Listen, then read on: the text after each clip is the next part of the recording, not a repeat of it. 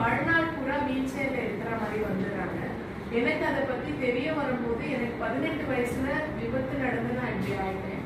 அப்போ எங்க ஃபேமிலி எல்லாருமே மனசுடைந்து போய் நான் யாராலும் என்னை வந்து பார்த்தா கூட எனக்கு மூச்சு விட முடியாது, அந்த மாதிரி ஒரு பயத்துல இருந்தேன்.